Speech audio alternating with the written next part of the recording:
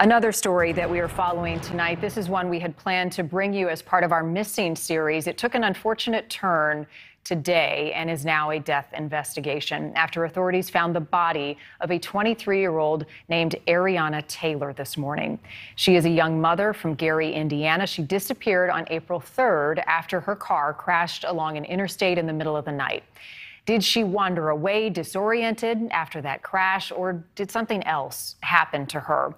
Tonight, even though she has been found, the family is still searching for answers. And NewsNation's Kelly Beeson joining us with more on the investigation and the family's desperate plea to find out what happened. Certainly, Marnie, and it's difficult news to report, of course. Up to this point, police haven't revealed any information about how Ariana Taylor died. All the family knows is that the 23-year-old mother went out with friends on April 2nd. Those friends say they dropped her off at her apartment, where she got into a car and drove away.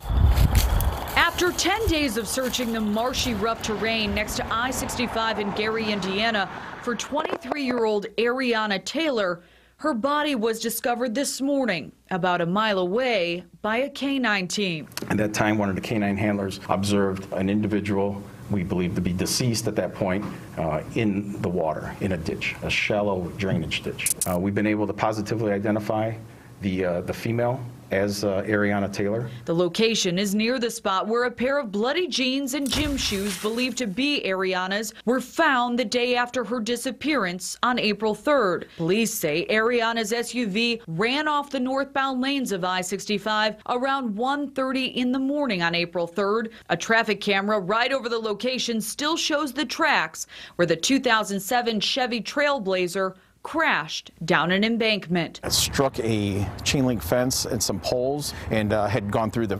front windshield of the vehicle. At that time, we think the driver might have been nicked by the pole. Nicked, but not seriously injured, based on evidence in the car and airbags never deployed. The crash discovered around 8 a.m., but no sign of Ariana. It raised the question of whether she wandered away from the crash on her own in 20-degree weather, or if something else could have happened to her. What's going through my mind is foul play. What's going through my mind is receiving my daughter's body for closure. Police say they've interviewed the last people to see Ariana, and so far they haven't found any evidence of foul play. We felt that we had enough information through interviews and through technology that we believe that she was still out there. We did not believe that at that point, if there was any foul play or if anyone had picked her up or anything like that, we believe that. News her family didn't want to hear. Before today's discovery, Ariana's mother focusing on her faith and her last words with her daughter. And when she walked out the door, she said, "Okay, Mom, gone." And I said, "Okay, be safe, and I love you." She said, "Love you too," and the door clicked. And police wouldn't reveal anything about a likely cause of death. We're now awaiting a coroner's report. We'll continue to follow this story, and a homicide investigator will be consulting on the case moving forward in the event that anything suggests foul play. Yeah, just heartbreaking. And as I said moments ago, we had planned this as a missing case tonight, and then late this afternoon get this horrible news. My thoughts with her family and all of Ariana's loved ones. Kelly, thank you for the update. Thanks for watching. Click the red subscribe button below so you can get more of NewsNation's fact-driven, unbiased coverage.